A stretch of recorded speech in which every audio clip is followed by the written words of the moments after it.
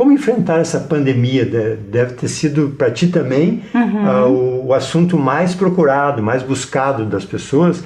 Sim. Em função dessa convivência familiar, da mudança de rotina e, como você já comentou anteriormente, cria um pouco de insegurança nas pessoas, Sim. né? Isso é realmente o que mais tem feito a procura para o seu atendimento nessa época de pandemia?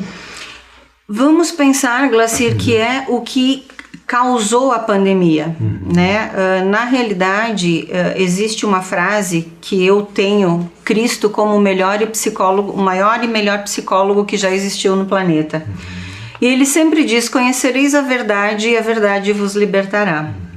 Então, no momento pandêmico, é uma novidade para todos nós. É uma situação diferente e essa novidade ela é tensa, exatamente porque aquilo que eu não conheço é mais fácil para que me gere medo.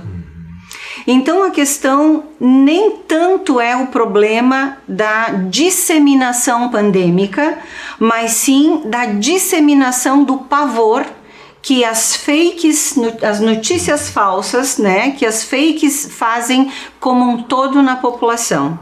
Então aqueles que vieram me buscar, aqueles que vieram, que estavam em tratamento, mas que vieram me buscar principalmente a nível online, com medo da questão de quem tem idosos em casa, de quem tem doenças pregressas à pandemia. Então, na realidade, o que eu percebo como profissional da área não é a questão vírus, mas é a questão falta de informação que essa pandemia causou. E, inclusive, existe uma metáfora budista que ela diz exatamente isso. Foi dito ao medo e ao pavor que levassem notícia a uma população. O medo levou e não aconteceu nada, mas o pavor chegou e disseminou a população, porque com o excesso de medo o pavor conseguiu matar a população.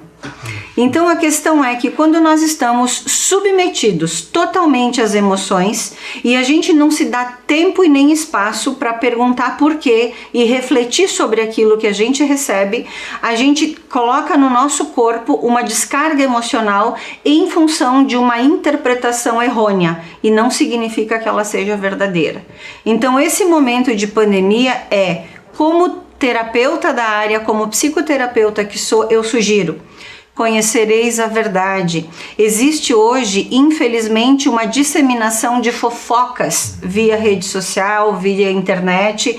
Tem coisas maravilhosas e fantásticas. Tem muito profissional sério nos auxiliando e dizendo que o coronavírus, ele é uma gripe que exige cuidados específicos, mas a pandemia, ela se alastrou muito mais pelo terror do que realmente pelo que o vírus causa.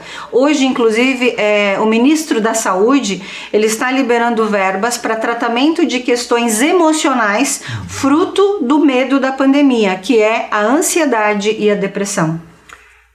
Um ditado antigo: quando a alma enfraquece, o corpo padece. Exatamente. Isso se viu e se vê praticamente em todas as doenças, que você também comenta. Sim. O corpo, ele nada mais é que um organismo que manifesta aquilo de que a mente não dá conta. Então, à medida que nós precisamos, a psicologia, ela prevê a cura pela fala, mas aquilo que a gente não fala para outro e não interpreta esta fala ou ressignifica aquilo que a gente propõe na psicologia, há um entendimento inadequado.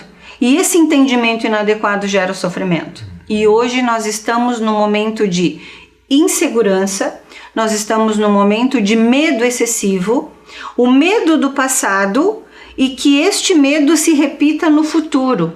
A ansiedade é a ansiedade em excesso. Todo ser humano precisa da ansiedade. Nós precisamos do medo para proteger a espécie. E nós precisamos da ansiedade para nos fazer andar. Em busca, a gente precisa ansiar por algo. Só que quando isso está em disfunção, em desequilíbrio, gera doença.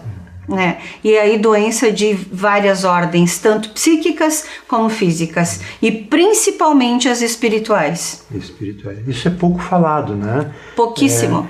As pessoas normalmente têm medo de colocar uma posição de fé, de religiosidade, porque hoje tem muitas opções, como sempre teve, né? No mundo como um todo, né? Mas por que tem tanto medo assim, da religiosidade? Porque os ateus são muito enfáticos. O que você atribui isso, Kátia? Eu acho muito lindo. Eu tenho alguns clientes ateus, graças a Deus, eles são ateus, né? Mas hoje eles não... existe vamos dizer assim, uma falsa interpretação quanto àquele que é ateu. Porque, na realidade, a religião ela tem um objetivo de religar, de fazer com que o homem entenda que não é só a materialidade parte da sua vida, que o ser humano compreenda que existe algo além. A questão é que as religiões elas são feitas, elaboradas e vamos dizer assim, criados dogmas e padrões para que sejam cumpridas. Então a religiosidade eu respeito a qualquer forma e todas, e antes que se tenha do que não se tenha, né? Mas a espiritualidade é uma dimensão do ser humano. A espiritualidade ela precisa ser olhada como a tríade corpo, mente e espírito. O budismo prega a questão da presença do corpo, da mente e do verbo, mas ele fala que o verbo só existe porque quem estimula esta fala é aquele que dá vida ao meu corpo, que nada mais é que o espírito, né? Existe ainda muitas resistências e vamos dizer, Glacir, que medo em trazer a espiritualidade para a classe médica ou a classe científica. Porque a ciência, ela é uma instância que ela prova e estuda fenômenos repetitivos e materializados. A ciência precisa estudar algo que é tangível, que é tocado.